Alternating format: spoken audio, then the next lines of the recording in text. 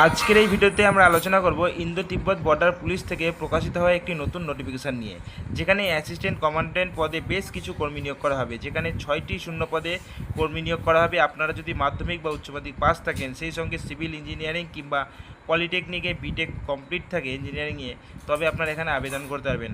আবেদন করতে গেলে আপনাদের অনলাইনের মাধ্যমে আবেদন করতে হবে এবং এখানে আবেদনের বয়স চাওয়া হয়েছে 18 থেকে 23 বছর। এছাড়াও যে সমস্ত কাস্ট ক্যান্ডিডেট রয়েছে, অর্থাৎ কাস্ট ক্যাটাগরির অন্তর্গত যে সমস্ত ক্যান্ডিডেট রয়েছে, তারা তাদের সরকারি নিয়ম অনুযায়ী বয়সের ছাড় পেয়ে যাবেন। এখানে আবেদন করার তারিখটি হচ্ছে 20 মে 2026 লাস্ট তারিখ। আবেদন অলরেডি শুরু হয়ে গেছে, তো আপনারা চাইলে অনলাইনের মাধ্যমে এখানে আবেদন করে ফেলতে পারেন।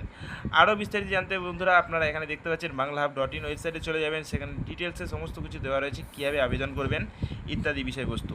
আর আপনারা যদি আমার চ্যানেলে নতুন হয়ে থাকেন, চ্যানেলটিকে অবশ্যই সাবস্ক্রাইব করবেন এই ধরনের লেটেস্ট টপ নোটিফিকেশনগুলো পাওয়ার জন্য। ধন্যবাদ।